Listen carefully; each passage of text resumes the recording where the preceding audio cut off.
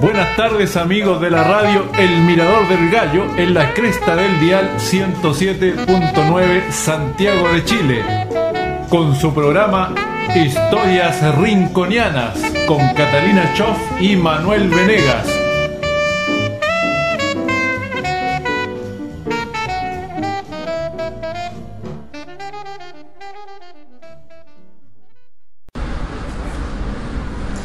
Muy buenas tardes, queridos amigos de Radio Mirador del Gallo. Aquí estamos Manuel y la Cata nuevamente con ustedes. Esto es Historias Rinconianas, la ciudad como nunca antes escuchaste, viste o sentiste, transmitible por antena por Radio Mirador del Gallo, la 107.9 para la comuna de Santiago, y usted también puede seguirnos por las redes sociales o directamente por radiomiradordelgallo.cl o radiomiradordelgallo.jimbo.com. Recuerden, nuestro programa se transmite en vivo y en directo todos los lunes a las 15 horas.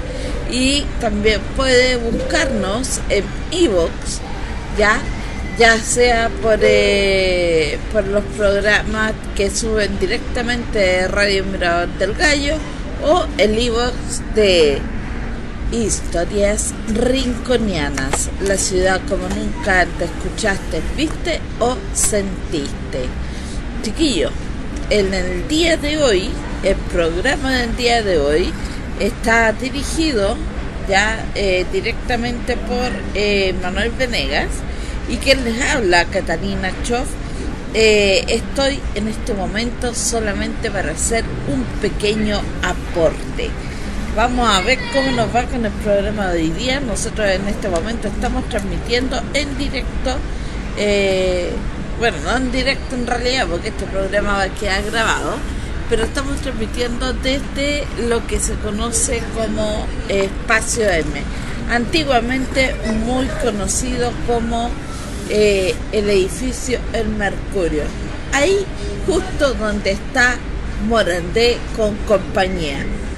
No tenemos al Quique acá, pero tenemos exquisita comida del patio de comida en el tercer piso. Recomendable para todos los gustos.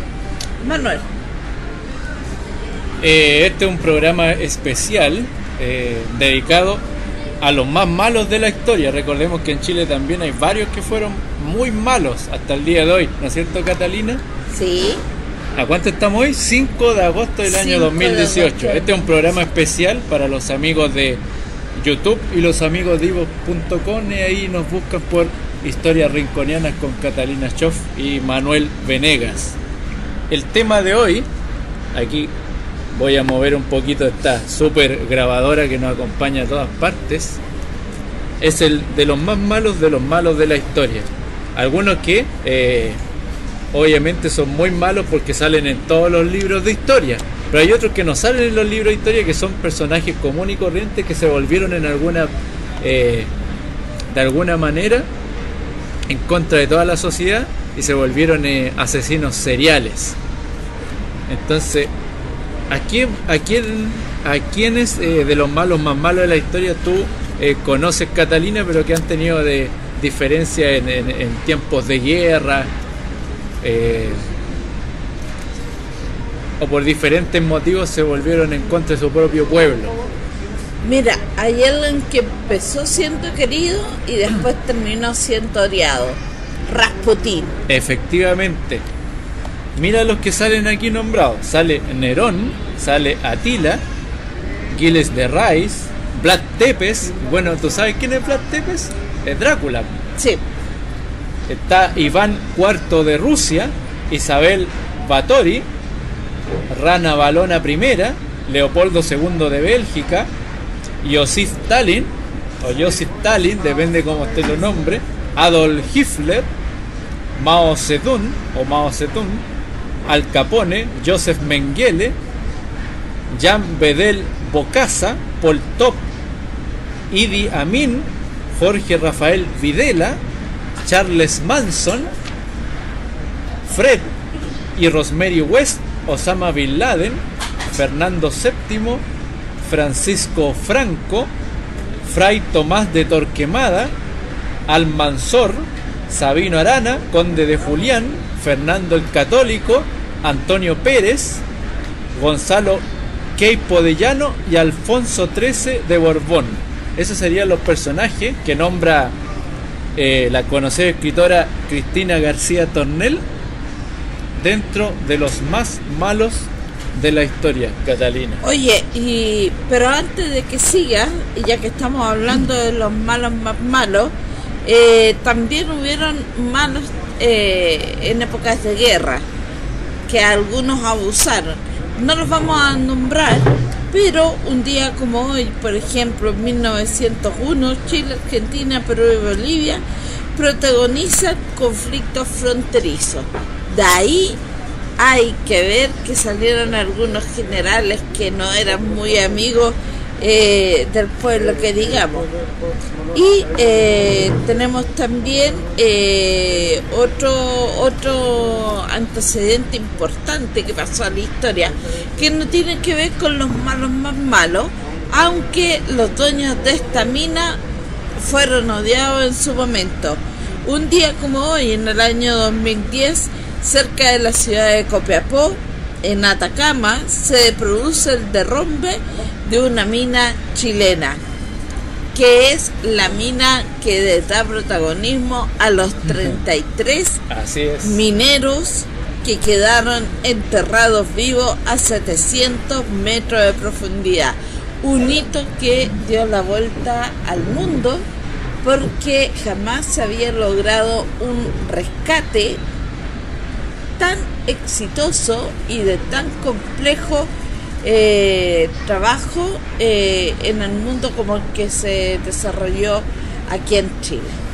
De hecho, a las semanas después hubo otro derrumbe en otro lugar del mundo, pero no tuvo la suerte que tuvieron los nuestros y terminaron fallecidos.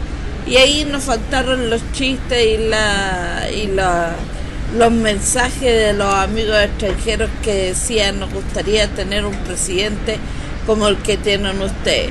Claro que después el pobre Goldberg, le descubrieron unas yayitas y pasó a ser de héroe a villano. Bueno, todos los políticos tienen yayitas, imposible que un político sea limpio, imposible.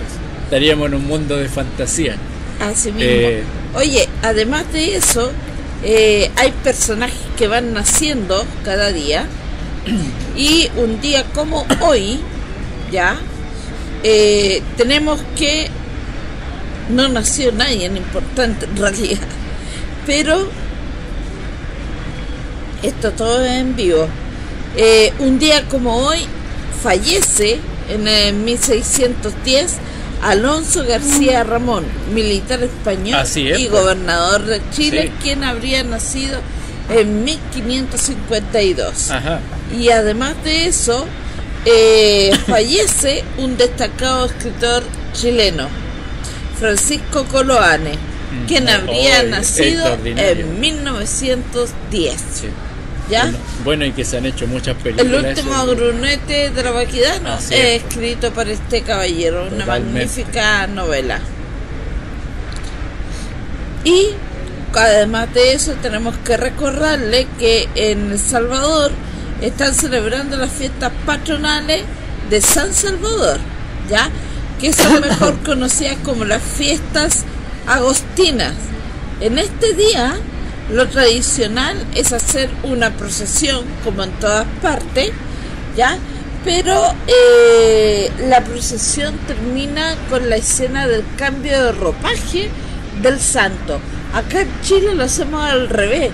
El santo primero lo visten, lo dejan bonito para sacar la procesión. Acá no, lo sacan con la ropita vieja y cuando termina la procesión le colocan la ropita nueva. Por otro lado, tenemos que en España, en la zona de Linares, se está celebrando la festividad patronal en honor a la señora Linarejos, ¿ya?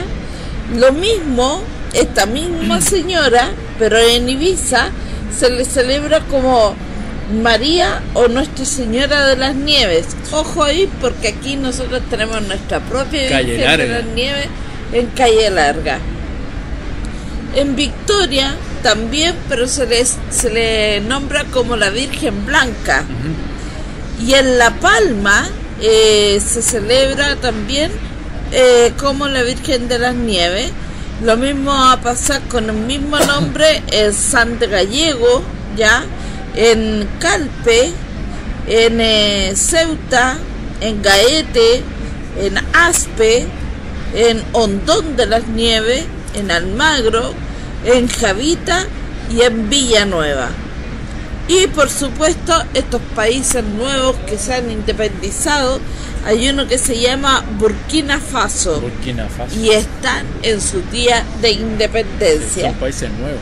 Santoral, por supuesto, hoy día es el día, uno de los tantos días de María la Mayor de Roma en este caso, ¿ya? Y aquí en Chile, sobre todo en la región de los Andes, la Virgen de las Nieves. Ahora sí, Manuel. Entonces, por supuesto, síganos tanto por iVoox.com, el YouTube de la radioemisora nacional, o sea, mundiales. Nos puede seguir también por nuestro canal de YouTube. Usted simplemente pone Radio El Mirador del Gallo y salen todos nuestros capítulos, hasta el capítulo 48, hasta el 49, que este se está haciendo desde afuera de la radio, porque nosotros transmitimos en vivo y directo desde la radio solo los días lunes de cada semana. Historias rinconianas con Catalina Choff y Manuel Venegas. La historia como nunca antes te la escuchaste, te la contaron. Ya ni me acuerdo yo. Historias rinconianas, la ciudad como nunca te escuchaste, viste o sentiste por Radio Mirador del Gallo, la 107.9 Cuando está escuchando dice Oye, entonces este programa es especial porque está dedicado a los criminales más grandes de la historia. Aquí en Santiago tenemos historias de criminales desde que llegaron los mismísimos españoles. Aún así, los indígenas que estaban acá, ellos tenían sus propios historiales. Siempre han existido malos, civilizados o no, siempre han habido malos. Pero cuando llegan los españoles, los aborígenes de acá conocen la maldad en una estratosfera totalmente distinta, donde eran más crueles y se escudaban todo bajo la sombra del Dios a quien decían ellos servir.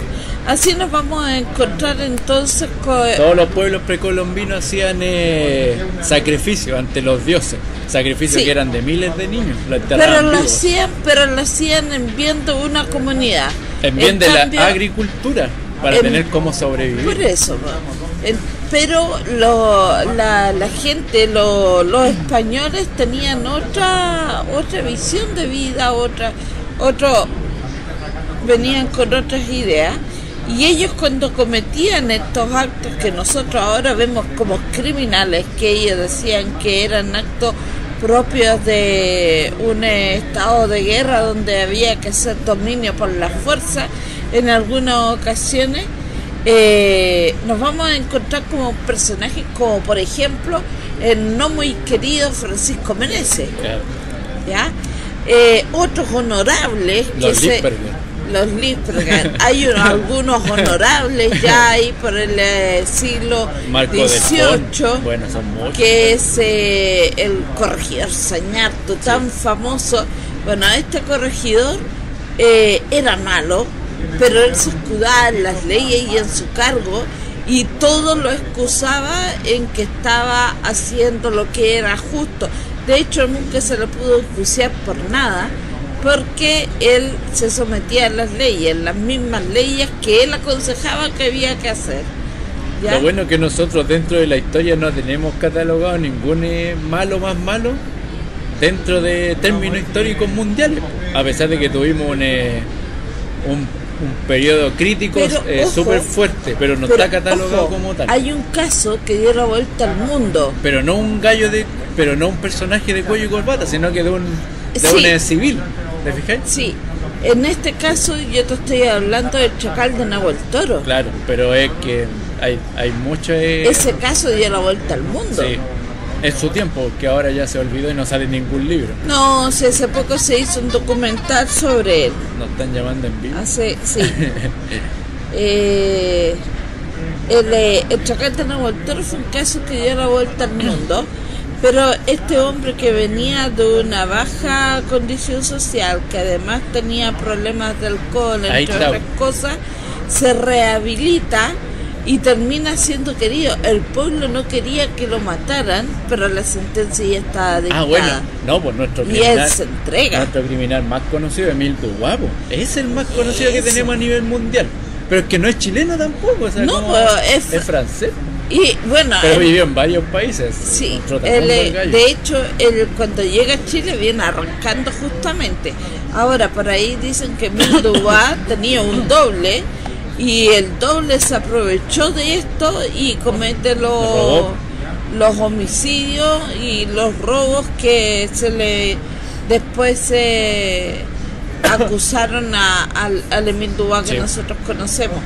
De eso llama mucho la atención porque cuando se cayó en la cárcel con el terremoto de Emile Dubois no se arrancó, se quedó ayudando justamente a los presos que no pudieron arrancar. Y cuando le preguntan, ¿y usted por qué no huyó? Y él dijo, ¿de qué voy a huir si a mí nunca no cometí nada? Era como Jesucristo. No he hecho nada. Además era un cristiano acérrimo. Es más, este francés, bueno, nosotros ya hicimos un programa que fue muy comentado sobre en él, Facebook. Justamente.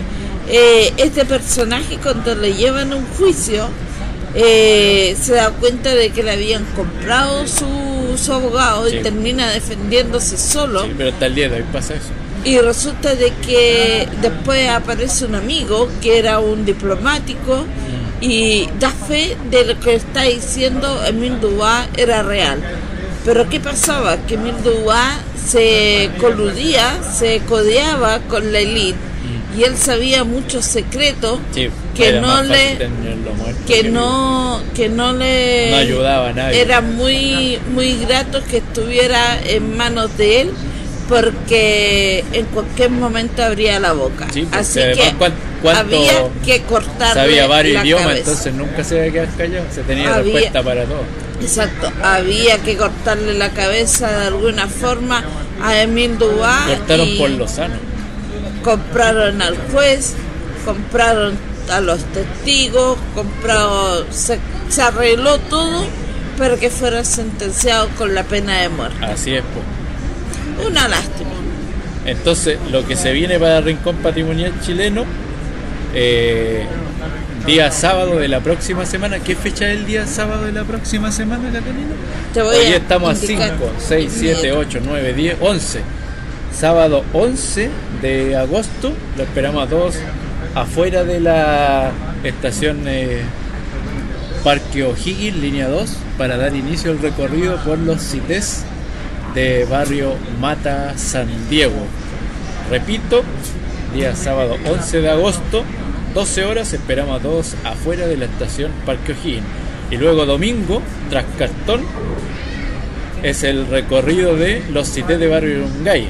Los esperamos a todos a las 12, pero del día domingo 12 de agosto, arriba de estación Quinta Normal, para ir en busca de estos CITES que son totalmente diferentes a lo que hay en Barrio Mata. Por eso un recorrido va anterior al otro, porque si no, no tendría ningún sentido. Y ahí dejamos invitados a todos los fotógrafos y después ya se vienen los talleres de fotografía que serían el 18 y 19 de agosto, así que búsquenos en las redes sociales y ahí simplemente se inscribe o llega, así de sencillo. Síganos en todas las redes sociales como Rincón Patrimonial Chileno. Entonces, ¿cuáles serían los malvados de la historia? Pero le daríamos el tilde de cuello y corbata. Entonces Catalina aquí se va a acordar de varios personajes. Si quiere aportar algo, porque yo creo que el fuerte de Catalina, como estudiosa de psicología, son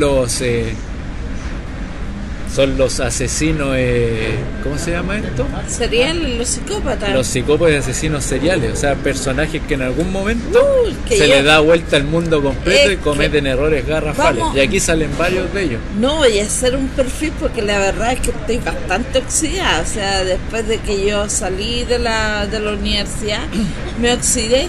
Pero tengo bastante documentación. Pero te vas a acordar de varios nombres porque seguramente te los pasaron. Hay algunos que nos pasaron. Entonces, ahí como casos especiales. Vamos primero con los de cuello y corbata. Estaría Nerón, del 37 al año 68. En sus 14 años al frente del Imperio Romano, este emperador implantó una política de crueldad y ensañamiento de la que no se libraron ni sus más allegados. Mató a su madre, a su esposa y a quienes no accedían a sus caprichos. Se parece a las 7 muertes de Plaza de Armas, pero ese gallo era un soldado raso, no va. Oye, antes de que siga, hay una profecía que habla de la madre de Nerón, sí. Agripa. Y Agripa, cuando consulta el oráculo, consulta a una astróloga, parece que el oráculo, ahora le llamaríamos astróloga. Ella hace la siguiente pregunta: ¿mi hijo llegará a ser el emperador de Roma? Y el oráculo le dice: sí, tu hijo va a llegar a ser emperador, pero no va a ser el mejor, va a ser el peor de todos. Pero no va a tener un buen fin y no va a terminar su mandato y va a ser recordado en la historia, pero no por ser precisamente por buenas obras. Y Agripa le dice: bueno, no me importa, con tal de que llegue a ser emperador me doy por pagada. Esa era la mentalidad que había en ese tiempo, ¿ya? El poder. Bueno, finalmente Nerón se convierte en uno de los mayores genocidas de la época. Sí, bueno, si mató a toda su familia, imagínate lo que hizo con el pueblo. Claro, y no con el pueblo suyo, sino con todos los reinos que iban ellos conquistando. Luego Atila, del 406 al 453, y que la película es una genialidad, he visto varias sobre él. De 3 o 4 horas de película. Sí, aquí con Atila el fenómeno es distinto, porque Atila vivía obsesionado con la guerra. Sí, y él tiene problemas. Nerón, tiene una historia de vida en la niñez que es terrible. Sí, en cambio Nerón no. Nerón simplemente estaba psicoseado. Y Atila, el trauma era totalmente distinto.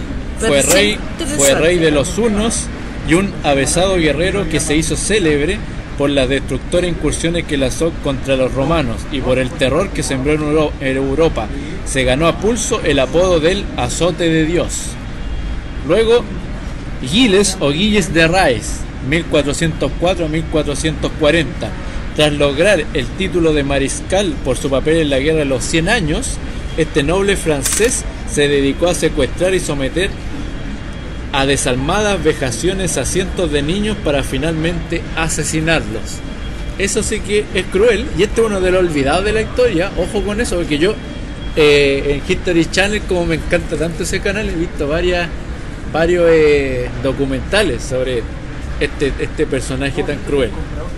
Vlad Tepes, bueno, es conocido, y nosotros con Catalina hace unos años fuimos a ver la última película que se hizo de él, pero totalmente ficcionada. 1428 a 1476, además vivió muy poquito.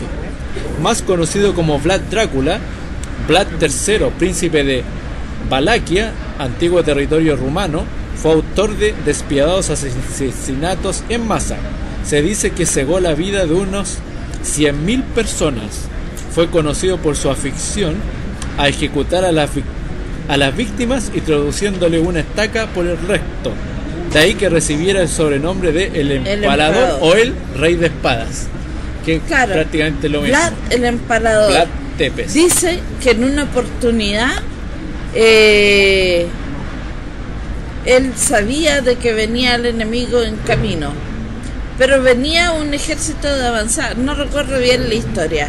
El tema es que hizo empalar, él se tira a la batalla, obviamente la gana, y él mandó a empalar a toda la gente y decían de que este hecho desmoralizó al ejército que venía detrás de esta avanzada. Sí. Bueno, eso es lo que sale al principio de la película. Y quedaron realmente aterrados, decían, esto es inhumano. Sí.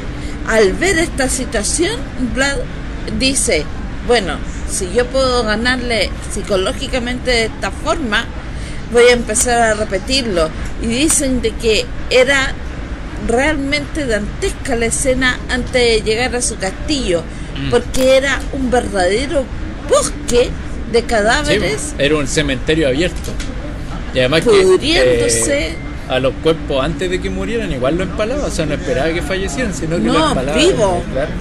Entonces muy terrible. Había gente que no alcanzaba a morir y vivos los atravesaba. El gallo, por eso era hasta el día de hoy es el ejército más sangriento de la historia. Él ahí se transforma en Drácula porque empezó a crecer el mito de que él se recogía la sangre de sus víctimas, a través del y se bañaba. Sí. Él hacía que las tinas la llenaran con la sangre de sus víctimas para bañarse en ella. Y de ahí luego pero viene ese mito la y novela, leyenda, ¿no? Porque ya era, no creo que qué más vaya a hacer después de empalar, ya es como sería demasiado. Por supuesto que es leyenda. Pero de ahí empieza a surgir el mito de la inmortalidad de este hombre, porque tomaba la sangre de sus víctimas, que nadie sabía lo que hacía con ella, pero terminaba bañándose.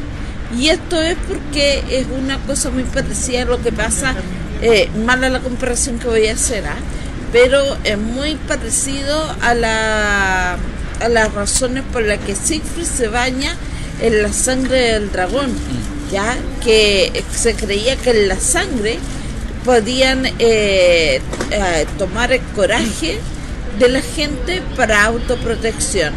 En este caso, Siegfried lo toma de un dragón que nadie podía enfrentarse a él, y él se baña en esta sangre, se vuelve casi inmortal. Sí.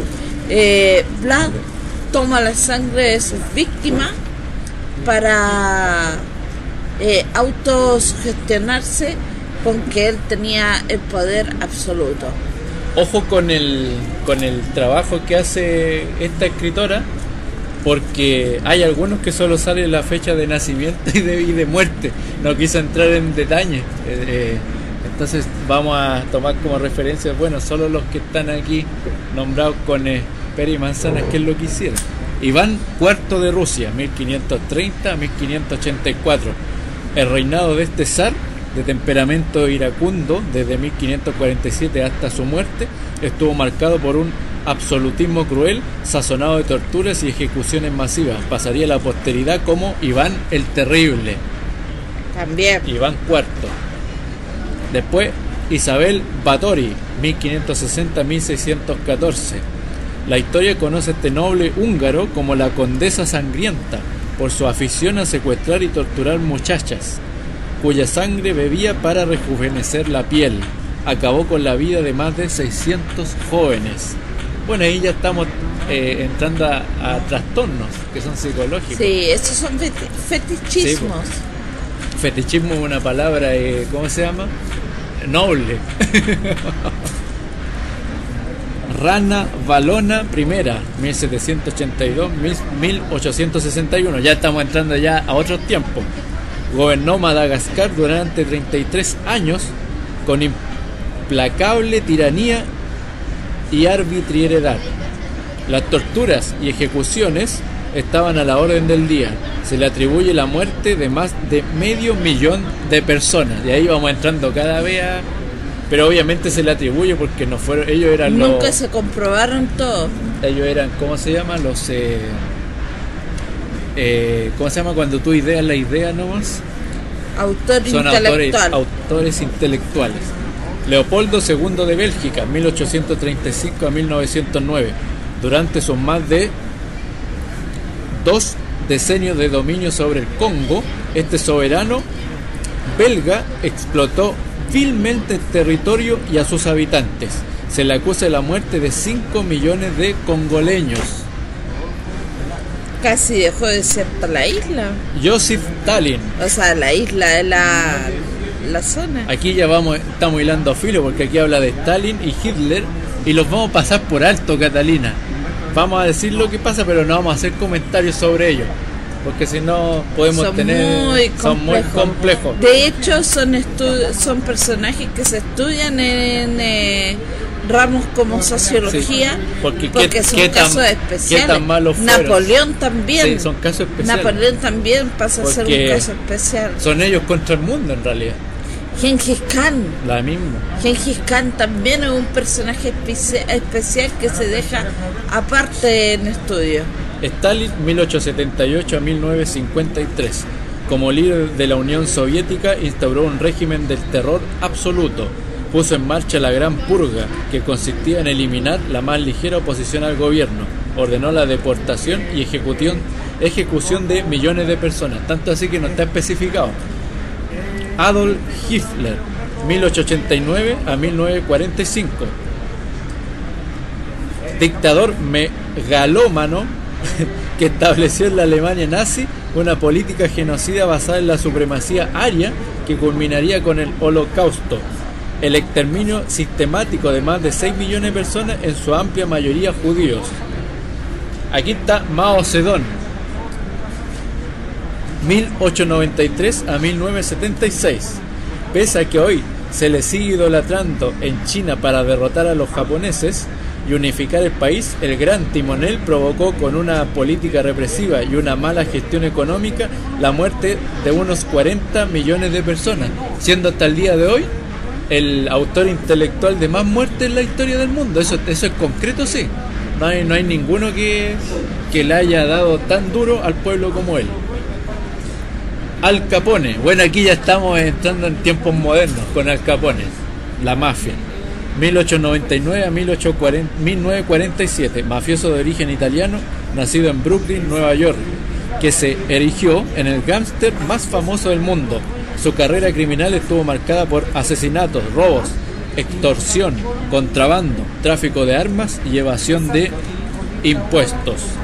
Joseph Mengele, que hay una película que es terrible. Ahí de Al Capone tengo que decir algo. Hay una matanza, la matanza de San Valentín. Él, cuando está en Alcatraz, y desde la matanza de San Valentín hasta su periodo en Alcatraz, él no lo pasó sus días muy cómodos. La razón es la siguiente: luego de la matanza de San Valentín, él empieza a ver un fantasma que lo empieza a seguir por donde él va. Era un joven el alma de un joven que lo empieza a seguir para cobrarle, porque no estaba metido en la trifulca de San Valentín, y sin embargo tuvo que morir en esa ocasión. Y Al Capone ni siquiera tuvo compasión de estaba pidiendo cuerpo, respuesta. Claro, estaba pidiendo respuesta. Y Al Capone decían de que cuando estuvo en Alcatraz, de repente en altas horas de la mañana, él, de la madrugada, cuando todavía no aclaraba, inclusive él se ponía a gritar desesperado desde su celda para que lo sacaran, porque el espíritu de este muchacho no lo dejaba tranquilo. Pero puede que haya sido un estado de locura también, de estar encerrado. No, ¿sabes por qué? Pero él mismo lo escribió después. Él dio fe y lo escribió en su diario, porque él tenía un diario de vida. Pero no es que haya sido efecto de su celda, porque Al Capone, a diferencia de los otros presidiarios que estaban en Alcatraz, su celda tenía una cama de primera, tenía una pequeña biblioteca, tenía un escritorio, o sea, estaba con un departamento casi de hotel que él hizo acondicionar para él, y luego llamémoslo los gendarmes, ya como le llamamos aquí en Chile, pero los gendarmes de Alcatraz se lo permitieron. por lo tanto él estaba cómodo, y de repente cuando quería él salir de su celda le daban permiso, y el Capone salía, iba a tomar el sol, se formaba su cuchita tranquilo, conversaba con sus carceleros de lo más bien, era como si estuviera él. Es que estamos hablando de un personaje que sabía la verdad oculta de muchos personajes importantes. Exacto. Por lo tanto, no digamos de que era un efecto de locura por el encierro, porque él adentro así deshacía. Pero llama la atención de que después de este evento que yo te digo, él no se sentía cómodo, y de hecho él buscaba compañía solo y únicamente para no encontrarse con el fantasma de este joven que le cobraba razones de por qué él había muerto más encima en esta fecha. Pero estamos, si nosotros tomamos al Capone como un personaje y de un sistema complejo, podríamos fácilmente hablar de un genio también, pues. Está catalogado como un genio. Sí. Porque no había maldad absoluta, sino que... Ahora, además que tenía muchos trabajadores. Dicen, y esto es una de las cosas que rescatan. Pero estamos hablando de un personaje que tenía un coeficiente intelectual alto. Sí, pero hay una cosa que destacan de Al Capone, y que es la diferencia que hay con los mafiosos que vienen en la generación siguiente a él. Claro. Él estaba en contra del maltrato de niños. Sí.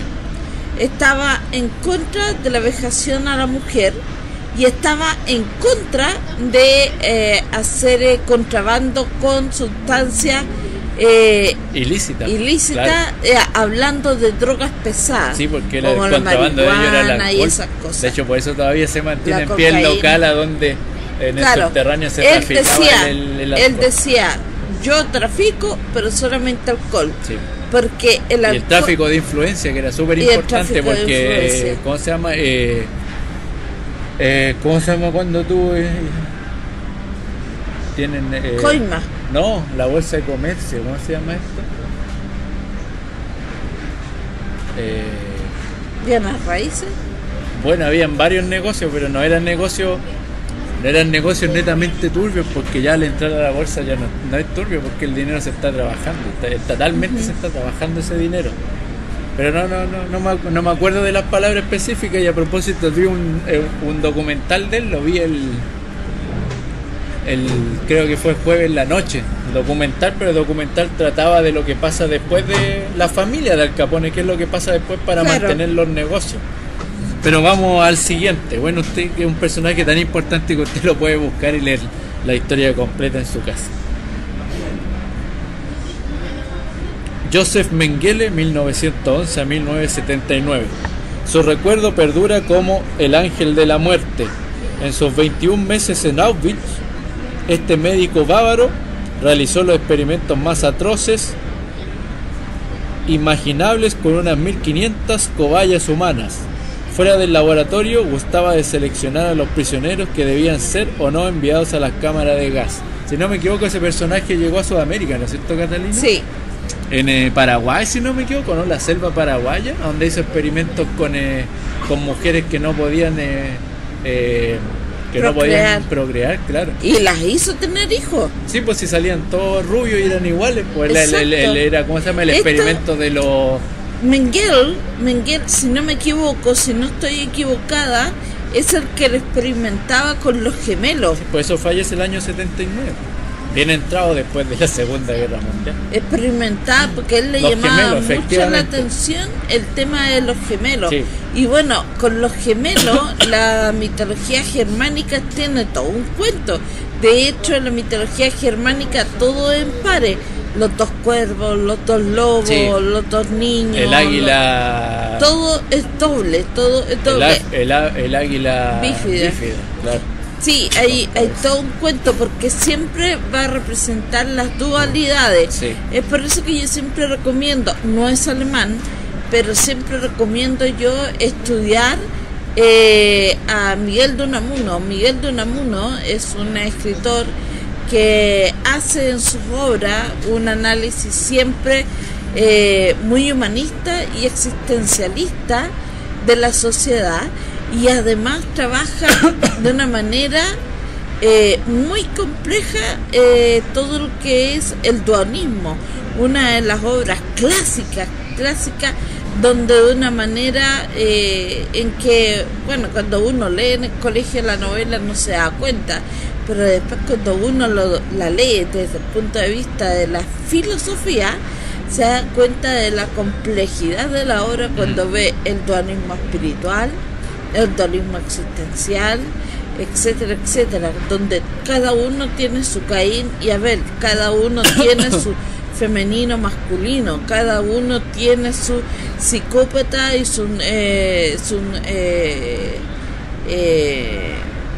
el contrario de psicópata, ese es su neurótico, en fin, todos tenemos nuestros propios dobles en los que estamos en constante conflicto, pero también, así como están en constante conflicto, también están en complemento uno con otro. Es como se mueve el mundo, el yin y el yang, el negativo y el positivo, que juega en un lado del péndulo para bien y en el otro lado del péndulo para mal. En el programa en búsqueda de Hitler, o de la huella de Hitler, que es un programa que ha dado mucho que hablar, entre las personas que ellos entrevistan, ni siquiera es una teoría que este personaje, que era tan desgraciado, también hizo un aporte fundamental a la ciencia actual. Lo que pasa es que lamentablemente siempre van a estar el contexto en el que se desarrolló todo es esto, terrible, avances porque genéticos. Ocupó aquí dice, pues, como cobayo, o sea, como conejillo de India, sobre todo a las mujeres. Pero bueno, eso quedó escrito y ahora los mismos que critican el sistema son los que después se autocomplacen con él. Sí. Increíble, porque son las vueltas del destino, dicen algunos. Jean Bedel Bocaccia, 1921 a 1996, tras derrocar al presidente de la República Centroafricana Bokassa, gobernó despóticamente el país entre 1966 y 1979, saqueó la hacienda pública y fue acusado de traición, tortura, asesinato en masa y canibalismo. Bueno, ahí está esa palabra clave de canibalismo, me llama mucho la atención. Pol Pot, 1925. ¿Sabes qué? Cuando yo estaba en los ramos de fenomenología, ¿sí? ¿Te pasaron a este personaje? No, al personaje no, pero sí tratamos el tema del canibalismo. Lo hablaron, claro. ¿Es tratable como un caso de enajenación el canibalismo, sí o no? Es difícil. Y estábamos en esa discusión porque muchas de porque el ser humano, cuando está a punto de fallecer y tiene a un gallo al lado, es el instinto de sobrevivencia. Sí, pues, el instinto de sobrevivencia es parte también de las culturas. Cuando muere Pedro de Valdivia, dicen que se comieron parte de su cuerpo para poder absorber su gallardía. Sí, pues, bueno, es raro, pero es raro ese tema porque es un ¿cómo se llama? ¿Cómo se llama lo que le hicieron a Pedro Valdivia? No es un conjuro, es un ritual. Es un ritual, pero es un ritual muy parecido a lo que sale en una película italiana. O sea, si lo llevamos de un conocimiento precolombino a un conocimiento católico o pseudo católico, para hacer la diferencia entre los conquistadores y los precolombinos, se parece mucho a lo que le hicieron a José Miguel Carrera, a lo que le hicieron a un personaje que sale en una película italiana que no me acuerdo el nombre, pero es muy parecido, porque uno es un ritual pagano, el otro no es pagano porque está pero encima de otro tipo de conocimiento. Mira, el canibalismo universalmente está condenado, ¿ya? Sí, pero condenado por ley, pero, lo que ojo, no significa que no se haga. Política y socialmente está condenado, no debiera suceder. Sin embargo, ya que estaba leyendo yo el tema de que hoy día se celebra un año más de los 33 mineros, sí. Los 33 mineros tenían considerado cometer canibalismo entre ellos, pero ante la ley no iban a ser condenados en ese caso. Porque era Por lo tanto, sobrevivencia. hay una doble postura Y no lo iban, no con respecto eran, a un mismo tema, no eran condenables porque estaban sujetos a una ley superior, que es la sí. ley de sobrevivencia. pero estaban sujetos también a trastornos psicológicos por encierro. Claro. Habían varios temas ahí que eran bien específicos. Lo mismo sucede con el tema del accidente aéreo en Digámosle de la cordillera. Digámosle que acuérdese del libro Viven, se llama Viven, tanto el libro como la película. Los sobrevivientes del vuelo. El caso conocido del avión que queda en los Andes, Sí. que habían unos chilenos ahí también, y que para sobrevivir Tuvieron que comer todos los días se contaban, y el primero que moría ese se lo comían para poder sobrevivir hasta el día que llegara el rescate. Y el rescate nunca llegó, si fue una... Al principio arriero. se empezaron a resistir que no podía ser, pero ya era tan dramática la situación que cometieron canibalismo. Ahí tampoco es penado por la ley y se deja pasar por el contexto. Sí, porque después de la recuperación llevó años, la recuperación de los personajes que quedaron vivos, psicológicamente es terrible. De hecho, hasta el día de hoy cuando le preguntan, ellos no comerte al saben, amigo, a la esposa, qué sé yo, es terrible. No, pero es que cuando tú te comes a otro humano, no estás consciente de tu acto. ¿Te fijáis o no? Es por eso que están salvados. Están en una situación límite, pero yo creo que más que situación límite ya están en otro plano. Los otros que iban a ser perdonados era la tripulación de Shackleton. Porque, por ejemplo, Diego de Almagro, cuando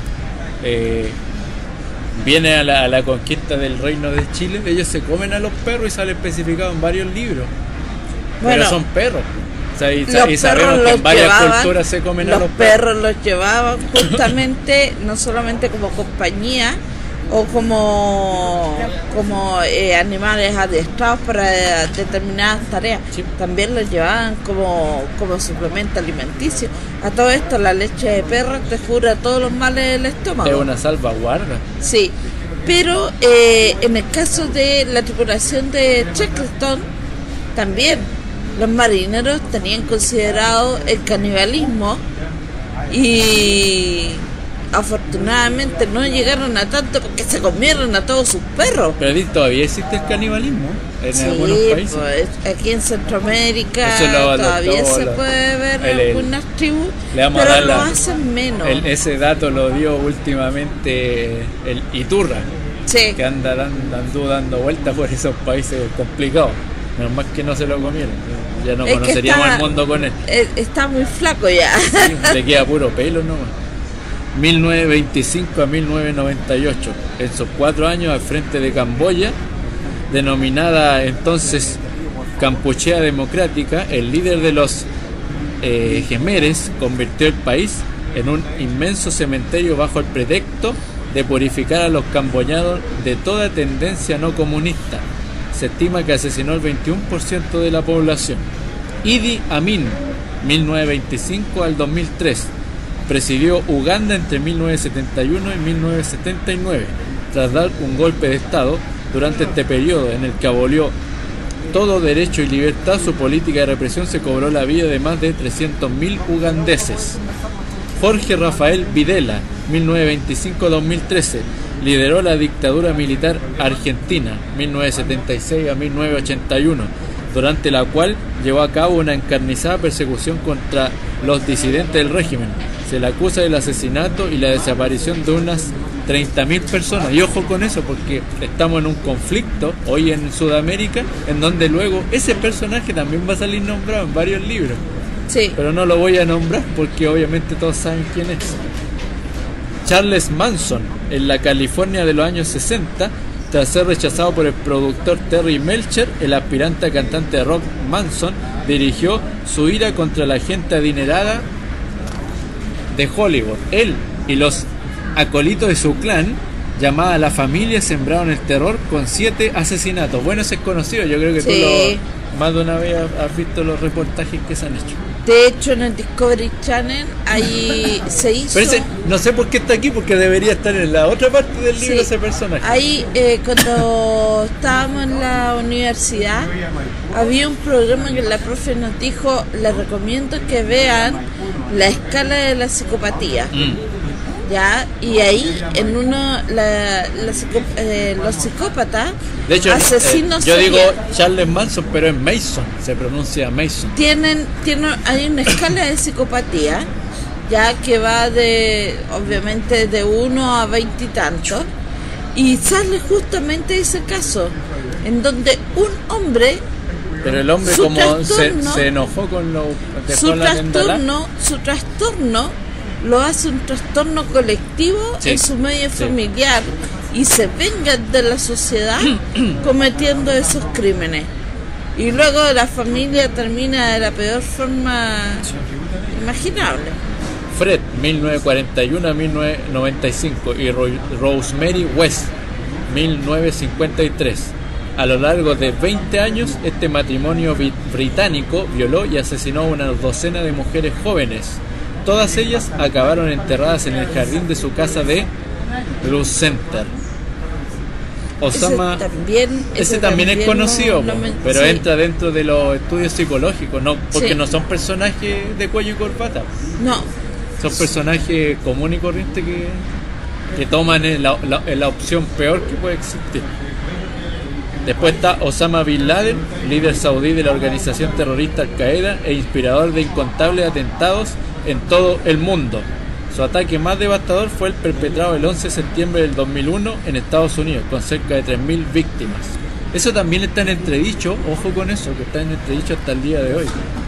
Según una encuesta realizada a más de 30 expertos por la revista Muy Historia, en 2006, que es una revista que usted puede comprar acá en los kioscos del centro de Santiago, estos son los 10 españoles más nefastos de todos los tiempos. Aquí no habla de las muertes, pero sí los nombra. Fernando VII, 1784 a 1833, monarca absolutista que reinó en España entre marzo y mayo de 1808. Y de nuevo, tras ser expulsado por José I Bonaparte, desde 1813 hasta su muerte, exceptuando un breve intervalo de 1823, eso hay que buscarlo así en la historia. Francisco Franco, militar que gobernó España bajo una dictadura entre los años 1939 y 1975. Ese es muy conocido, ultra conocido. Sí. Fray Tomás de Torquemada, 1420 a 1498. Fraile dominico que se erigió en el primer inquisidor general de la Inquisición española. Bueno, ahí ya son de 100 millones. ¿verdad? De hecho, él está muy obsesionado con las mujeres por un trauma de adolescencia. Es que, bueno, es lo que pasa hasta el día de hoy. Y cuando el Papa se dio cuenta de esta situación, lo destituye de su cargo y él se enoja y siguió desarrollando sus actividades como inquisidor sin el apoyo del papá. Él lo hacía porque quería seguir haciéndolo y le inventaba casos a las mujeres para verlas sufrir en su muerte. Y si la mujer no fallecía, la mujer no fallecía al ser colgada, él más disfrutaba de esa muerte. Me acordé de las brujas de Salem. ¿Viste? Otro caso importante también. Almanzor, 939 a 1002, militar y político andalusí. Jayip de Córdoba, desde 1978 hasta su muerte. Bueno, ahí hay que buscar más información. Sabino Arana, 1865 a 1903, escritor, ideólogo y político vizcaíno, fundador del Partido Nacionalista Vasco en 1895. El conde Don Julián, del siglo VII al VIII, personaje que según la leyenda facilitó por despecho el paso de los musulmanes para que conquistaran la España visigoda. Fernando el Católico, 1452 a 1516, rey de Castilla, junto con su esposa Isabel I de Aragón, de Sicilia y de Nápoles. Después, Antonio Pérez, secretario de Felipe II de España, entre 1567 y 1579. Gonzalo Queipo de Llano, 1875 a 1951, militar vallisoletano, conocido por su participación en la Guerra Civil. Y Alfonso XIII de Borbón, rey de España entre 1902 y 1937. Oye, aquí en Fernando... Esos son los Fernando el Católico tiene mucha relación con lo que estábamos hablando de fraile. No directamente con el fraile, pero sí con la Inquisición. Resulta de que pero cuando se empieza... A ver... sí, pues 1420, 1498, 1450... Sí, obvio, obvio que sí, en la segunda etapa de la Inquisición, porque hay una etapa muy cruda y después la Inquisición vuelve a tomar fuerza, pero hacia el sur de Europa. Y justamente el sur de Europa tocaba lo que es España, país altamente católico. Pero España estaba siendo en ese momento... así como nosotros estamos recibiendo una sobrepoblación de haitianos, España está recibiendo una sobrepoblación de musulmanes y de judíos. Y resulta que el rey de España no quería a esa gente y quería tener un país prácticamente todo sometido al catolicismo. Y empieza a dictar una serie de normas, de reglas, para que los judíos y los musulmanes se hicieran cristianos. Sin embargo, se da cuenta después que expulsando a los que no quisieran asumir la nueva fe. Muchas personas asumieron esta nueva fe del catolicismo por el miedo a ser maltratados o para no perder las riquezas que ya habían logrado en estas tierras españolas. Pero al rey católico le llega esta noticia de que eran falsos convertidos y de alguna forma tenía que combatirlo, y empieza a ofrecer una recompensa para aquellos que acusen a gente de que se decía católica, se decía cristiana, pero en realidad estaba haciendo prácticas ocultas de sus credos originales. Desde allí no faltó la vieja envidiosa que inventaba a veces cosas para poder quedarse con el marido de la vecina, o tal vez porque en realidad le caían mal los vecinos y quería que se fueran, y empezó una cacería de brujas y tuvo que poner orden en su reino el rey de España.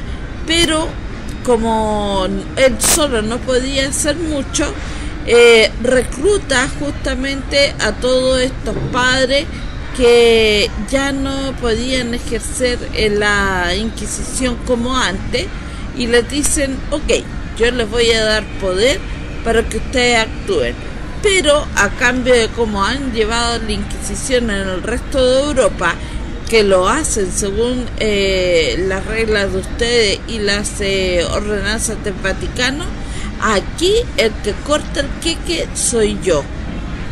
Y resulta de que con eso el rey de España empieza una cacería de brujas. ¡Ay, Padre Señor mío! Que no había alma que se salvara de todo lo que acontecía en esos años. Al menos así yo más o menos recorro la historia. Recuerden que yo acá estoy invitada, improvisada. Estoy invitada. Así que estoy... Catalina es la dueña de este programa, yo soy el invitado.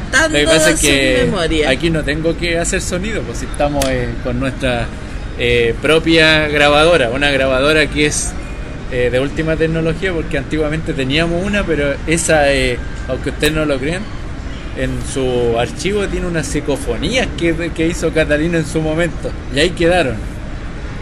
Y nunca más salieron. Aquí yo no sé si vamos a poder terminar el programa, porque puede que esto lo cierren antes y nos van a venir a sacar, pero después tendríamos que hacer un programa más nomás. Pero aquí están los asesinos en serie, o sea, ya terminamos con los malos más malos de la historia para pasar a asesinos en serie. Y dice así: el FBI considera serial killer o asesino en serie, término acuñado probablemente por el criminólogo de Chicago Robert Ressler en los años 70, al individuo que ha cometido 3 o más asesinatos con un periodo de enfriamiento entre ellos. Según algunos expertos, de 30 días o más. No hay que confundirlo con el spree killer o asesinato itinerante, que es aquel que comete 2 o más asesinatos en diferentes sitios, sin que haya un periodo de enfriamiento entre uno y el otro, ni con el mass murderer o asesino en masa, que mata a 4 o más víctimas en un mismo episodio y lugar. O sea, tenemos el asesino en serie y tenemos otros que son más flight, más picantes, que matan por matar nomás. No tienen un concepto porque los asesinos en serie tienen un concepto encima, es como una religión. Como el asesino de Río Verde. Sí. Si se confecciona un ranking de los asesinos en serie más crueles, el primer lugar sería para el colombiano Pedro Alonso López, 1948, el monstruo de los Andes, que acabó con la vida de al menos 310 niñas de Colombia, Ecuador y Perú. Los otros dos en subirse al podio de los horrores son el médico británico Harold Chipman, de 1946 al 2004, con 238 víctimas, y los estadounidenses Henry Lee Lucas y Otis Toole, con más de 200 asesinatos. En España, el asesino más sanguinario de la historia reciente no es otro que el sevillano Manuel Delgado Villegas, que falleció en 1998, conocido como el Arropiero, que confesó haber matado a su novia en 1971 y a 47 personas más entre 1974 y 1971. No obstante, la policía investigó 22 muertes y solo pudo constatar 8. Los criminólogos coinciden en señalar que los serial killers son eminentemente del sexo masculino, aunque no faltan las mujeres en la lista de este tipo de crímenes, y estas son algunas de las más letales, aparte de la mayor asesina en serie de la historia, Isabel Báthory, 1560-1614, una noble húngara que carga posiblemente con 650 muertes, todas ellas mujeres jóvenes. Véase el apartado de los 20 malvados de la historia, que ya obviamente lo vimos, pero no sale nombre a ella, pero sí dicen que mató a tanta gente que estaría entre ellos. Entonces Catalina, no sé si conocerá a todas estas mujeres que nombra a los hombres, pero hace un apartado como no sé, prendiéndole velita a las mujeres, porque por lo general hay un programa que ha hecho reportaje a cada una de las que salen acá, y yo me acuerdo perfectamente que es el ID, el Identity, que es un canal que tiene programa para cada tipo de criminal asesino en serie de la historia. Entonces yo creo que aquí Catalina ya no sé, pero más de una vas a conocer, yo creo. Vamos a ver si recuerdo algo. Dice Helen Hegado nació en 1803 en una granja de Plouhinec, en la región francesa de Bretaña, y empezó a trabajar de sirvienta y muy temprana edad. Se cree que envenenó con arsénico a 36 personas en un periodo de 18 años. Empezó su ritual asesino en 1833. Cegó la vida a 7 personas en solo 3 meses, incluida la de un sacerdote y la de su propia hermana. Se tomó un respiro en 1841 y volvió a las andanzas en 1851. Fue ejecutada en la guillotina un año después en Rennes. Jane Toppan vino al mundo en Boston en 1854. Su madre murió cuando aún era una niña y su padre, un sastre, fue internado en un hospital psiquiátrico por intentar coserse los párpados. Jane se hizo enfermera y se interesó por los cócteles de fármacos para aliviar el dolor de los pacientes. Tras ser sospechosa de estar implicada en la muerte de varios pacientes, algunas decenas, según ciertas fuentes, en centros públicos, se pasó a la enfermería privada. Se estima que con sus pócimas especiales se llevó la vida de 31 ancianos enfermos de familias acomodadas de Boston. Además, en 1895 mató a sus caseros y en 1899 a su hermana adoptiva Elizabeth, a quien administró una dosis de letal estricnina. ¿Te acuerdas quién mató con estricnina a sus amigos? El caso de los pasteles envenenados. Fue declarada enferma mental y confinada de por vida en el hospital psiquiátrico de Taunton, donde murió el 17 de agosto de 1938. Belle Sorenson Gunnes, nacida en 1859 en una pequeña aldea noruega, se la conoce como la viuda negra de la Portré, por el lugar de Indiana, en Estados Unidos, donde llevó a cabo su actividad delictiva entre 1896 y 1908. Modus operandi: Beire contactaba con hombres solteros mediante anuncios en los periódicos.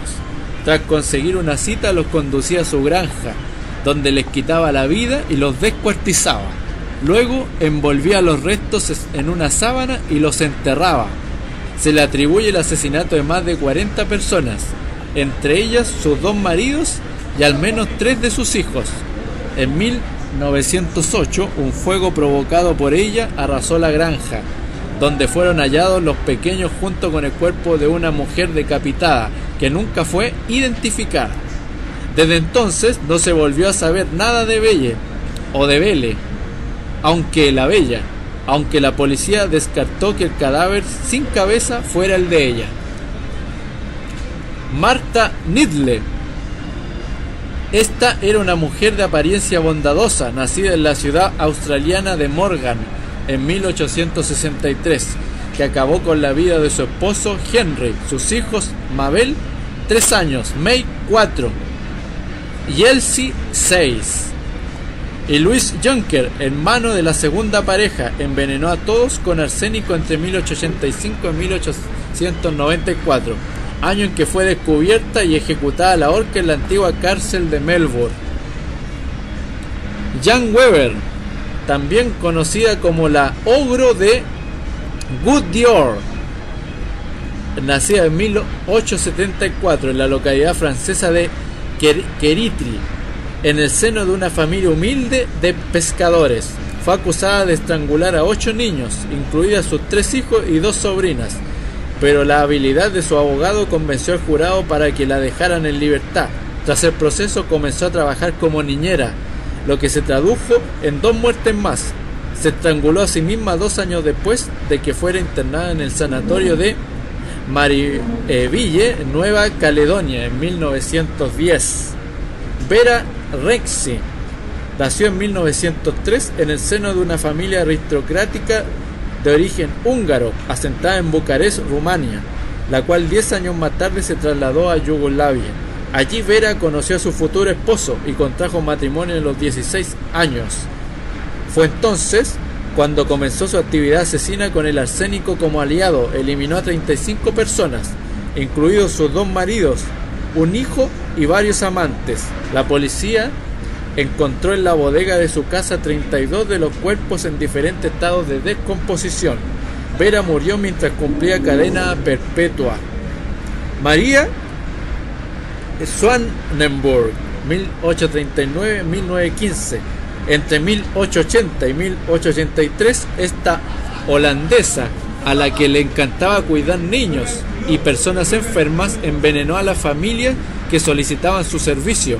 Empezó practicando con sus padres y a lo largo de 3 años pudo matar a unas 90 personas, incluidos 27 menores. El principal móvil de los asesinatos fue el económico, pues cobraba las pólizas de seguro de sus víctimas que ella misma había contratado.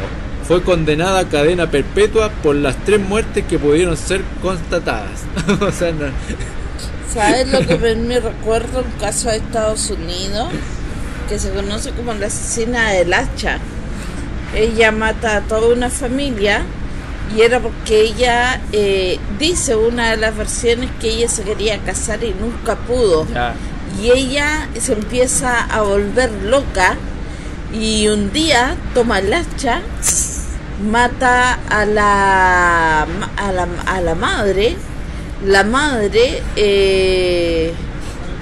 la mata porque estaba encubriendo a su marido, y el marido había llegado pensando que su mujer estaba en el segundo piso haciendo sus cosas cotidianas.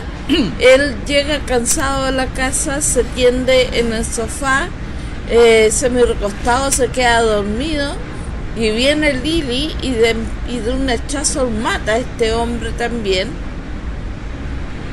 Y resulta de que el caso era el siguiente: el hombre no quería que su hija se casara porque el hombre se había enamorado de su hija y abusaba de ella.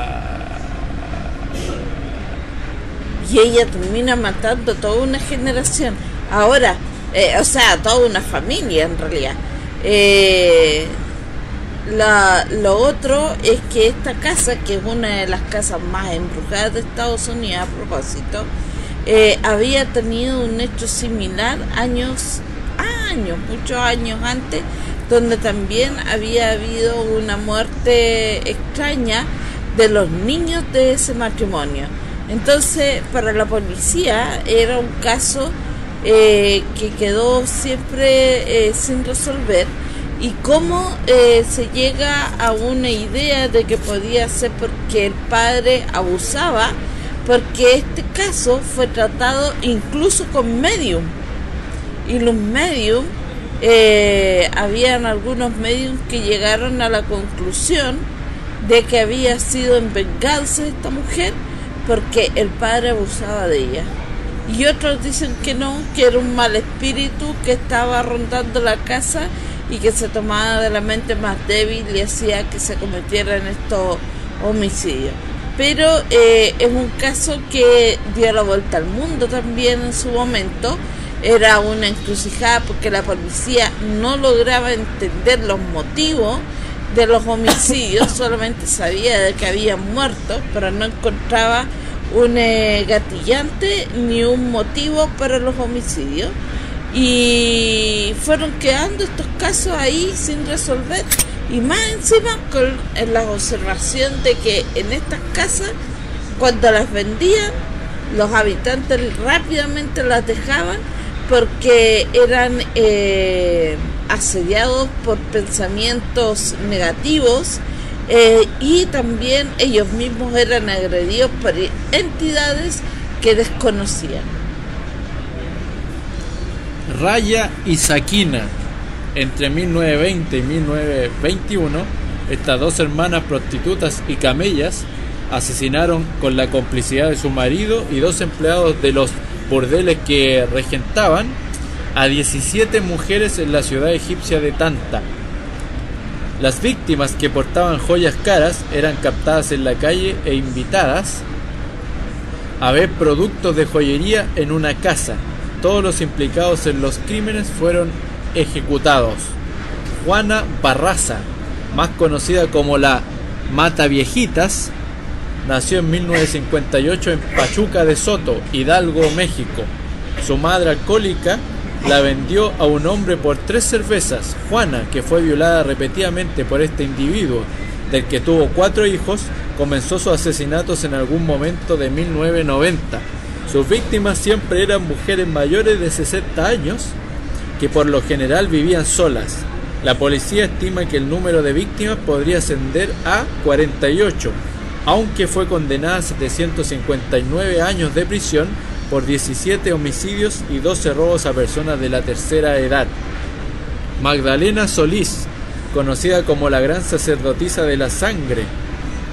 Esta asesina en serie mexicana empezó ejerciendo la prostitución y acabó liderando la comunidad marginal de Hierbabuena, cerca de la ciudad de Monterrey. Además de orgías y rituales envueltos en narcóticos, se organizaban sacrificios humanos con miembros disidentes. Se le cree responsable de 8 ejecuciones, aunque la cifra podría llegar a 15. Fue declarada culpable de solo 2 de los asesinatos y condenada a 50 años de prisión en 1963. Beverly Allitt, 1968, coordinadora de la unidad de pediatría del Hospital Grantham y Kesteven de Lincolnshire, Inglaterra. Esta enfermera inglesa asesinó a 4 niños e intentó matar a otros 9 entre febrero y abril del año 1991. Está cumpliendo cadena perpetua en el Hospital Psiquiátrico de Alta Seguridad de Ramston. Y, como si fuera poco, déjenme buscar, a ver si encuentro lo que estaba buscando yo.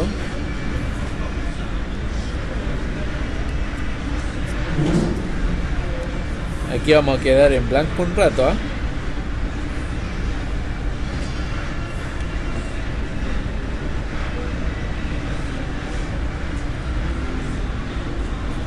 Aquí hay un apartado que habla de los presidentes estadounidenses asesinados, y dice lo siguiente: Abraham Lincoln, 1809 a 1865. El actor sudista John W. Booth le deserrajó un tiro en el palco del Teatro Ford en Washington cuando acudió a ver la comedia musical Our American Cousin el 14 de abril de 1865. James A. Garfield, 1831 a 1881. El 20º presidente de Estados Unidos encontró la muerte a las 6 meses y 15 días de jurar el cargo. El 2 de julio recibió 2 disparos en la estación ferroviaria de Washington, de manos del abogado Charles Jules Guiteau, en venganza por denegarle un puesto consular que había solicitado. Las balas no le dañaron ningún órgano vital, pero falleció 70 días más tarde por la incompetencia de sus médicos. El presidente republicano fue trasladado a la Casa Blanca, donde los galenos, empecinados en encontrar una de las balas, fueron transformando la herida en unos milímetros en otra más grande. El mismísimo Alexander Graham Bell intentó sin éxito encontrar el proyectil con un detector de metales que improvisó para la ocasión, pero la cama donde Garfield estaba recostado era de metal. El 19 de septiembre falleció a causa de infecciones y hemorragia interna que los médicos no supieron nunca controlar. William McKinley, 1843 a 1901.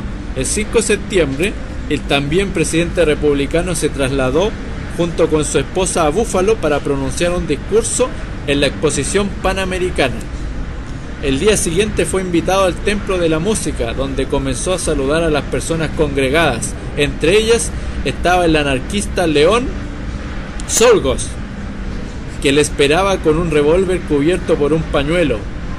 McKinley recibió 2 tiros. Una de las balas impactó al parecer en un botón y se desvió. La otra le atravesó el estómago, el intestino y un riñón, y quedó alojada en la espalda. Curiosamente, en la feria había expuesto una máquina de rayos X, pero los médicos prefirieron no hacer uso de ella por si la radiación podía perjudicar al herido, y a pesar de que en el edificio había luz eléctrica, esta no llegaba a la enfermería del recinto ferial, que estaba equipada para atender problemas menores. Por ello, se tuvieron que usar cacerolas y otros objetos reflectantes para iluminar con luz solar el área quirúrgica.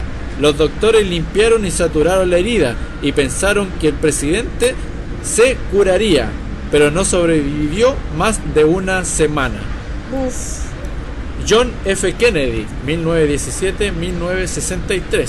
El 22 de noviembre, durante una visita política por el estado de Texas, el 35º presidente de Estados Unidos, demócrata, recibió varios impactos de bala mientras circulaba junto con su esposa en un Lincoln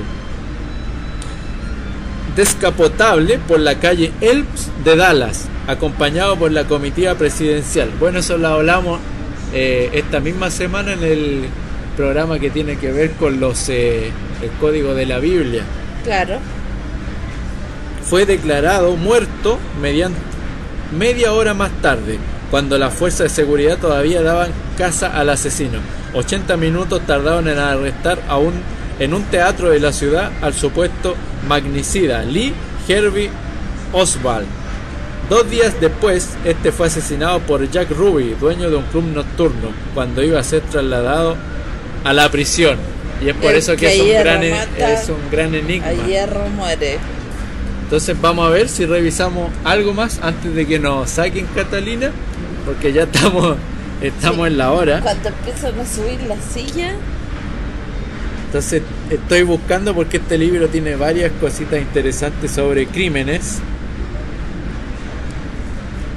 pero no venía tan preparado. O sea, venía preparado, pero no tenía anotado cuáles eran las hojas. O sea, tú a mí me pillaste por lo menos a sorpresa, que yo no tenía idea que íbamos a grabar. Así que he estado tratando de hacer memoria a lo que recuerdo de mis épocas cuando estaba estudiando psicología, que hice justamente en los ramos de psiquiatría y los de psicología criminal, los electivos de psicología criminal.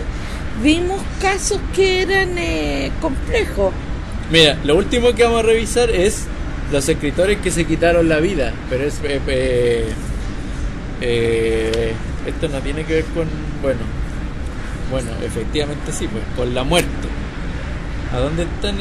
Aquí. Pues le vamos a dar las gracias a la escritora, por supuesto, a la escritora Cristina García Tornel, por hacer un libro en donde ella dice que la gran biblioteca del mundo moderno es Internet, pero ella para hacer este libro tuvo que viajar por diferentes países del mundo, entrevistando a cada personaje de acuerdo a sus especialidades, y así nace luego este libro, en donde será una vuelta por muchos conocimientos ancestrales y modernos. Los escritores que se quitaron la vida: Séneca, este pensador y escritor romano, se abrió las venas, luego tomó veneno, finalmente logró morir asfixiándose en un baño de vapor, pues era asmático.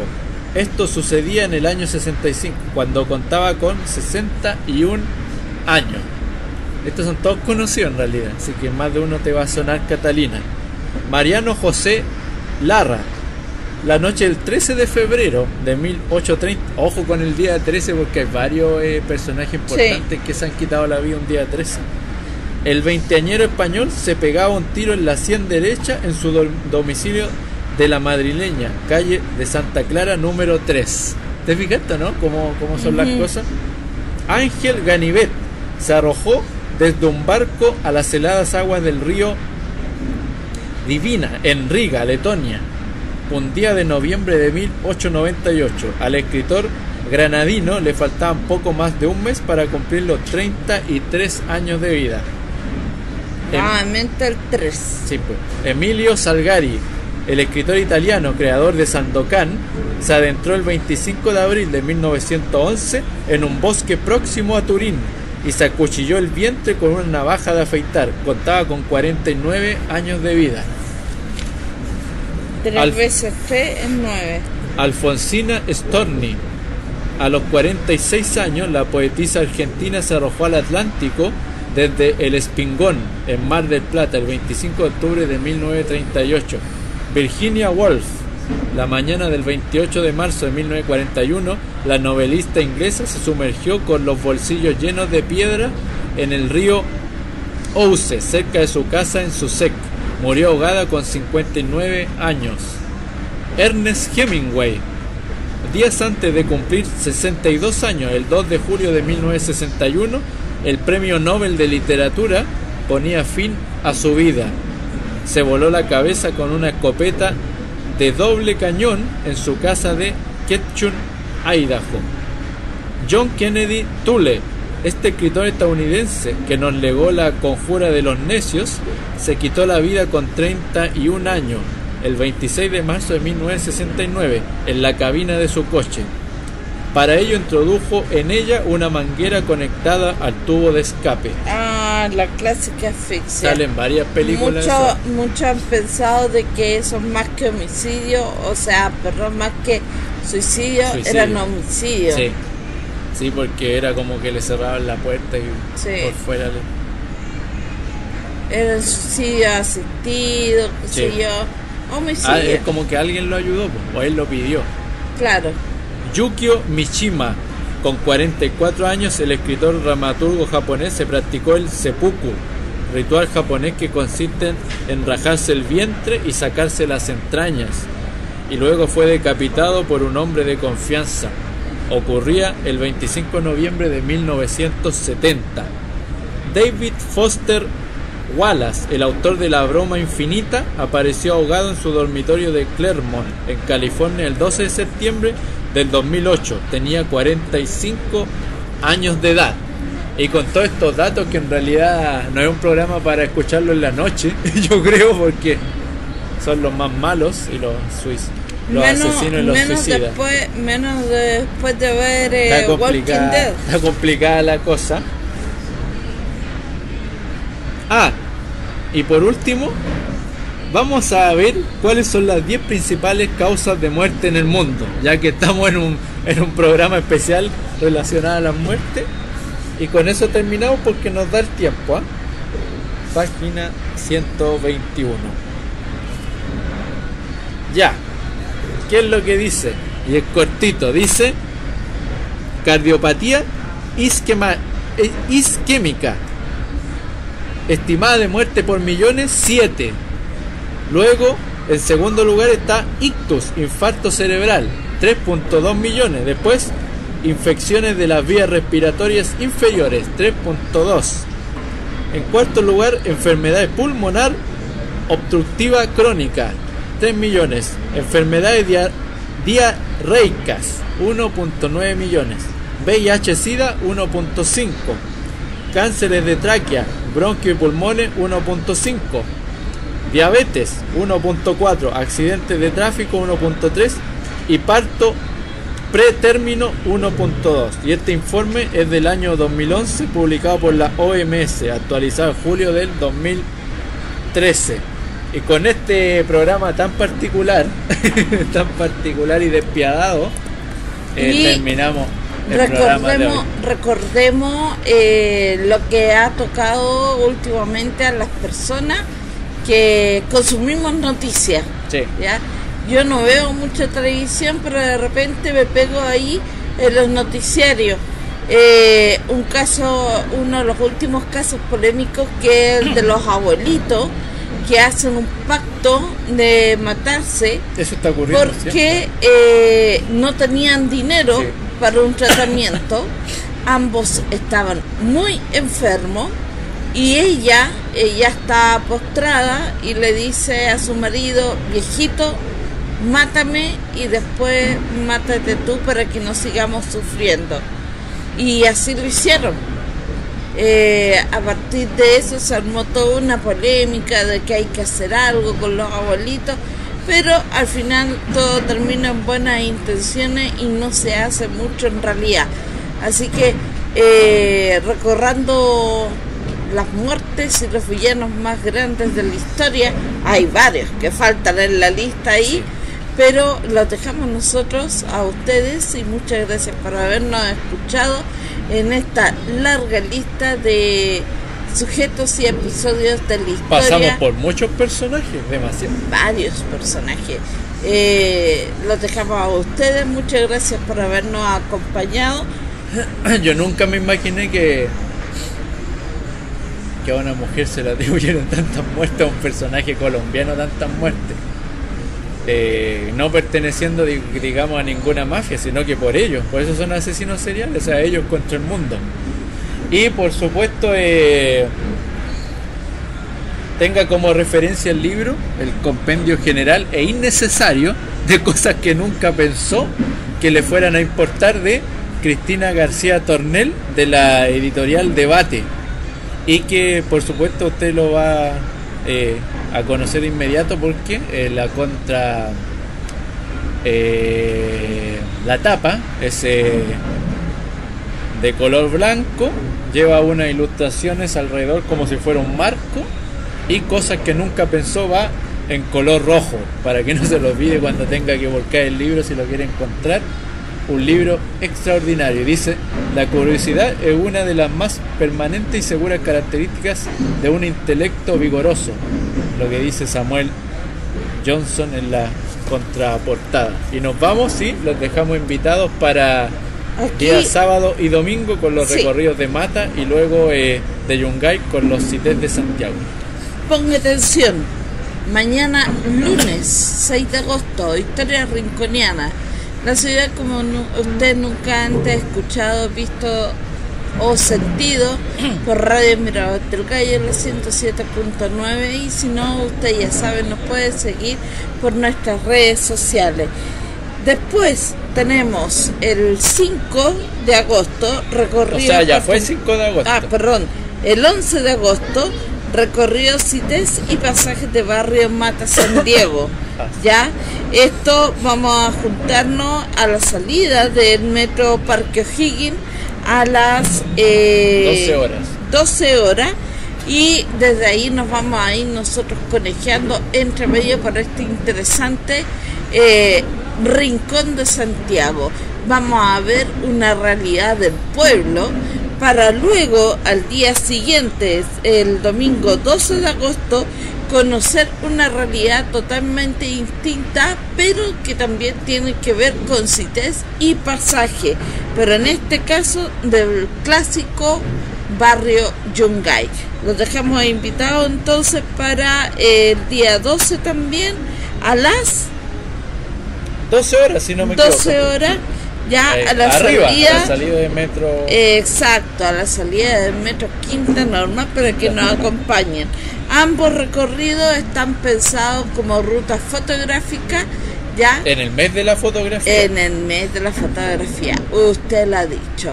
Y recuerde de que Rincón Patrimonial Chileno tiene actividades todas las semanas, así que esté atento. Porque luego miércoles 15 de agosto, que es un día muy especial. Asimismo, el día 15 tenemos recorrido Santiago Paranormal, primera parte. Nos vamos a juntar ¿dónde? En la Plaza Benjamín Vicuña Maquena. ¿A qué hora? Nos vamos a juntar a las 16 horas de ese día. Ahí Santiago Patrimonial Paranormal, primera parte, vamos a conocer algunas de las historias, leyendas urbanas de nuestra querida ciudad. Y ¿qué más tenemos? Y el 19 tenemos un taller de fotografía callejera. Ya nos vamos a juntar en Plaza Baquedano y desde ahí nos vamos a dirigir hacia ¿dónde, Manuel? Hacia Barrio Las Tarrias, pero tomando como referencia el Parque Forestal también. Pero, tienen que tener en consideración que el sábado 18 se va a hacer un taller, pero de fotografía básica, donde eso no está publicado, pero eso es para los que no entienden nada de fotografía básica. Si usted tiene...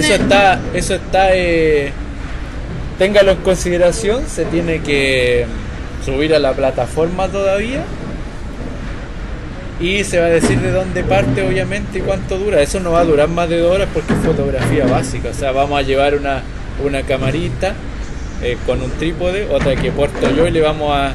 Bueno, se hace una introducción a la fotografía y cómo se ve a través de un lente.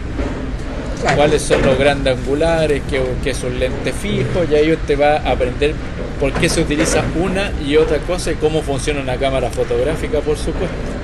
También de donación voluntaria. Lo que nosotros hacemos es una ayuda al pueblo, una ayuda al prójimo, que a diferencia de otros fotógrafos, lo que nosotros intentamos es ser un aporte a la cultura, sin mirar a quién. Ese es nuestro aporte real a la cultura.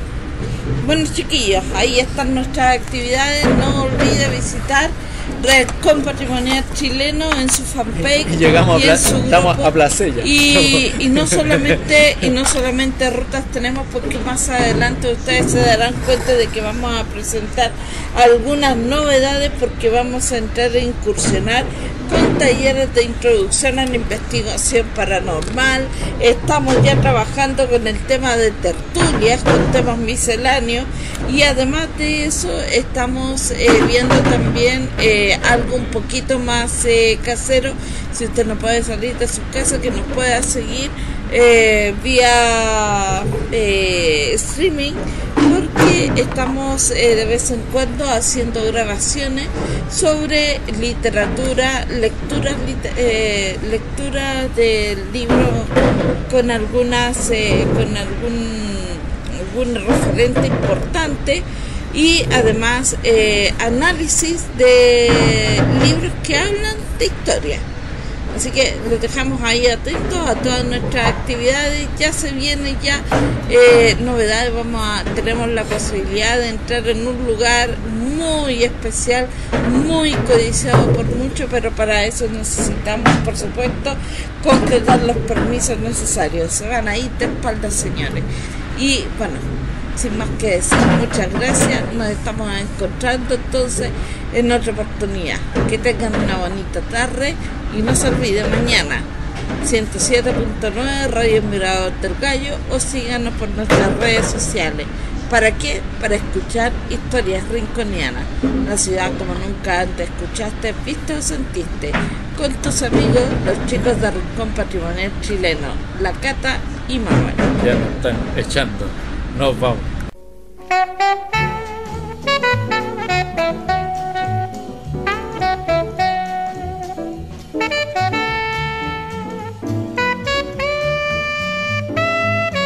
Buenas tardes, amigos de la radio El Mirador del Gallo, en la cresta del dial 107.9 Santiago de Chile, con su programa Historias Rinconianas con Catalina Choff y Manuel Venegas.